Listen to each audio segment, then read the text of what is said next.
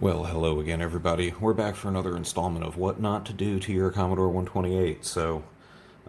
This time it's how to hopefully, maybe, sorta, get stereo sound out of it.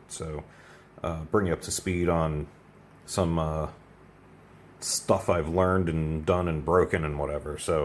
I first started with the SID FX in here and had problems.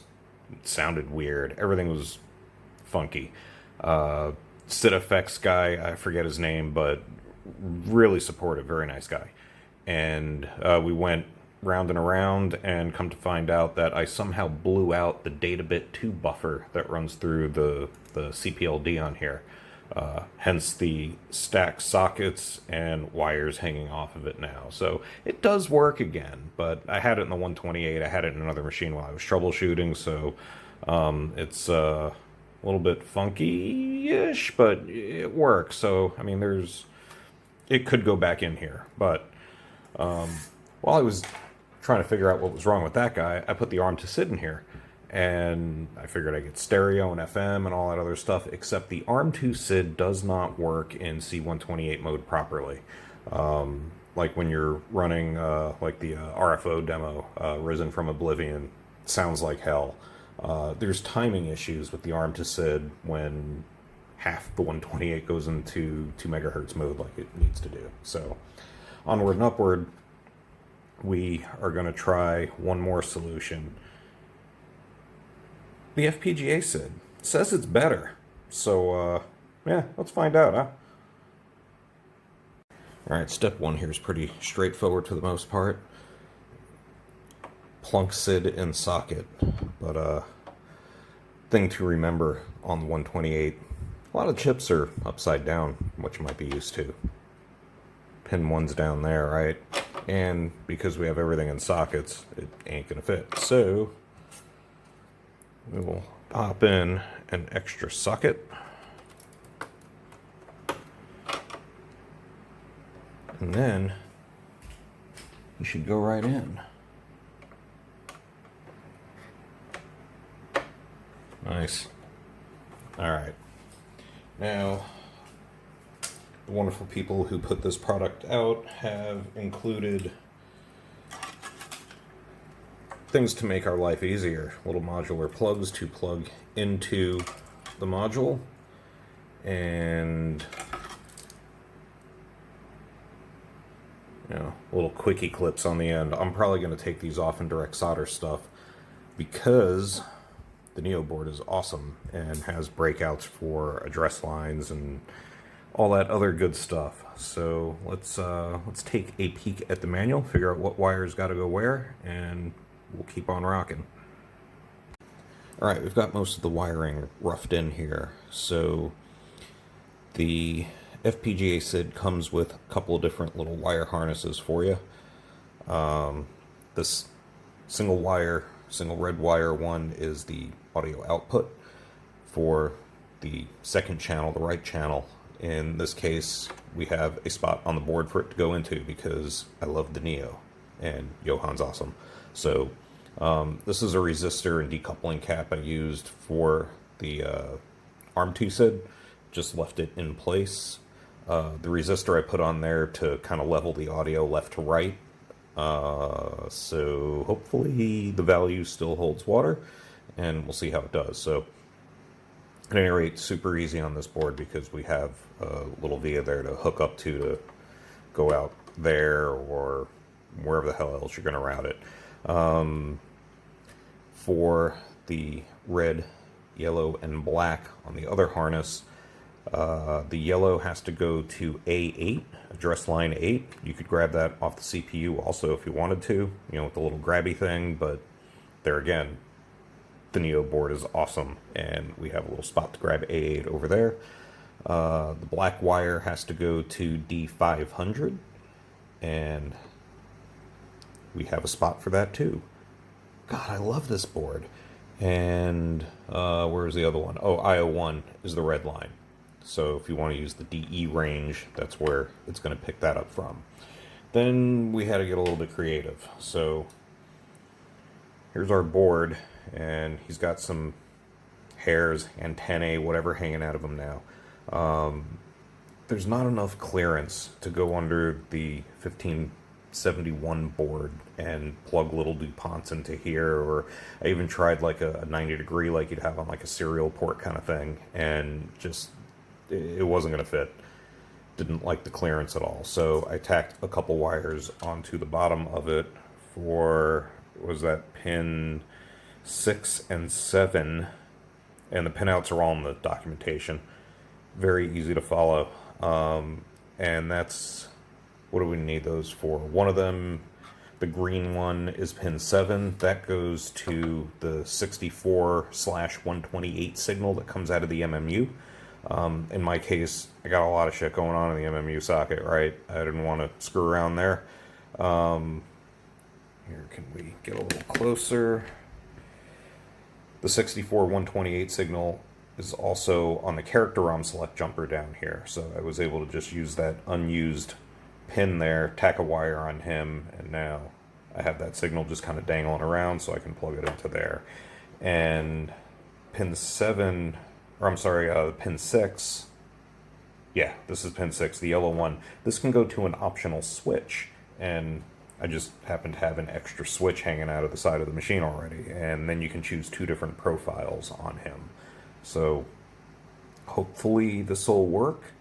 I will install the board, plug in little harnesses and little thingies I made, and hopefully it works and I didn't explode anything.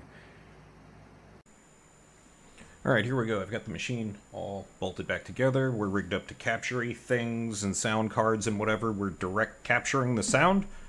So shouldn't be any weird microphone stuff. I've got it going through headphones, so we shouldn't have any kind of weird echoey stuff. And I guess first things first, let's check out the config tool for this. So we will reboot in a 64 mode with my trusty Ultimate 2 here that I loaded the stuff on. And this is the config program for the FPGA SID, and then I actually have the SID tunes that are used in the RFO demo. So let's run this first. And 6581 was the SID used when those the audio part of that demo was composed and whatever, so I think we're in good shape there. Expert mode tells us we have 2 SIDs at D400, and everything else I'm going to leave default. We can play with stuff later if we need to, but honestly, I don't even know what half of this does. Probably have to read a manual or something. So, alright, I think we're all good there. Let's rebooty into 128 mode 80 column. Alright, there we go.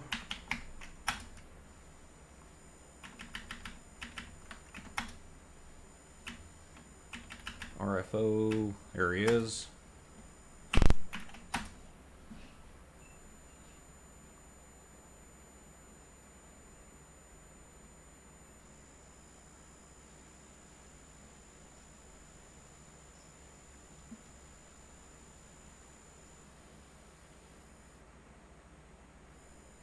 I do hear a little bit of noise coming through, but no worse than a real SID.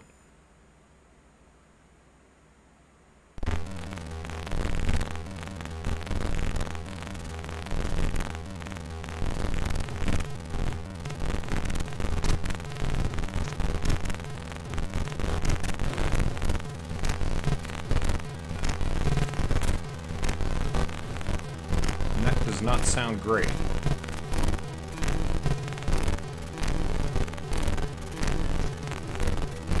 Better than the ARM, but it's still not right.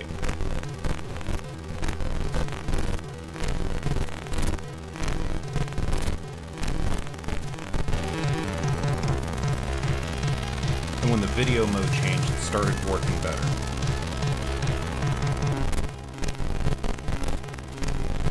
There, it's off again.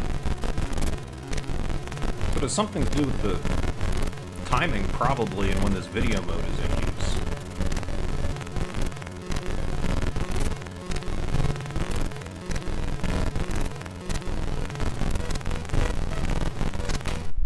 Alright, well, as a sanity check, let's boot back into the Ultimate cart.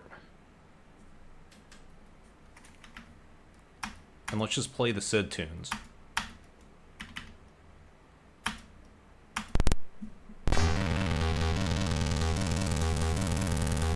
That sounds good.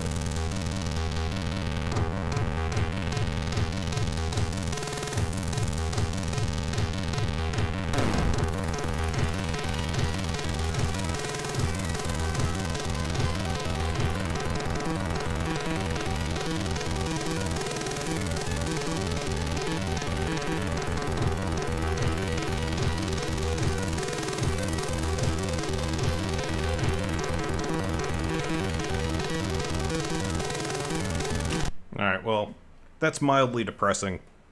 It's certainly better than the ARM and ARM2 SID, but we still got problems.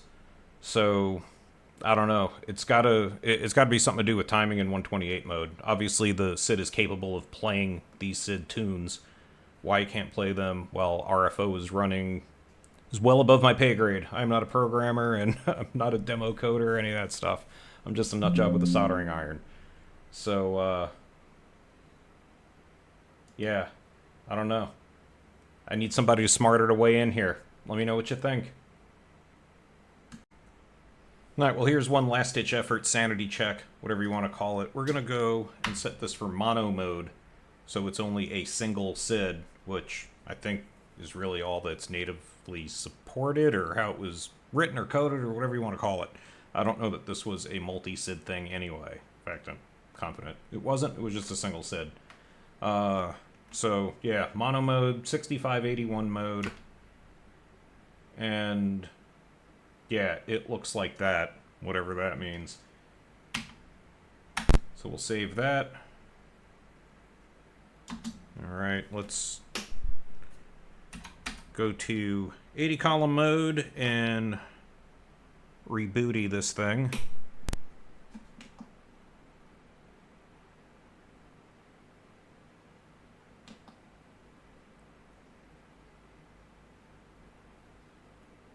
Maybe? What did I do? I gotta reboot the capture thing. Hang on. Alright, sorry about that. My HDMI capture thing gets stupid sometimes, but here we are loading 6581 mono mode. Should only come out the left channel.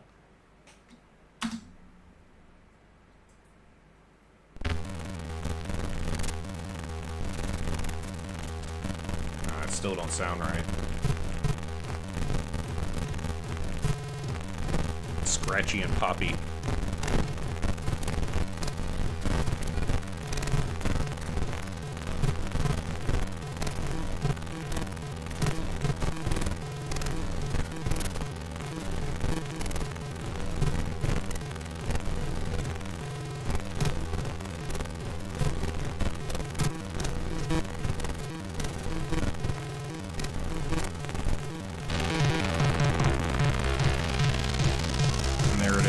Video mode changes, it cleans right up.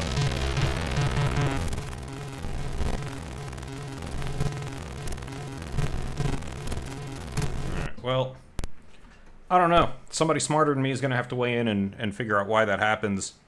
I imagine it's got to do with all the weird clock things that happen inside the 128. It is not, not normal in the clocking department. There's all kinds of stuff going on in there. I know the VDC has its own crystal. There's the 1 meg and 2 meg clocks. There's that weird half-step clock for the Z80, which I don't think is in play here, but yeah, I don't know. It'd be nice to have a working SID replacement that was actually compatible with the 128, but I don't know. It's going to take a firmware update from a smarter person than I to fix this thing. So, sound off. Let me know what you think. If other setting combinations I should try, or some weird hack thing that involves soldering all kinds of dumb shit onto the motherboard, I'm happy to try anything. So, yeah, let me know, and hopefully somebody smarter than me can figure this out.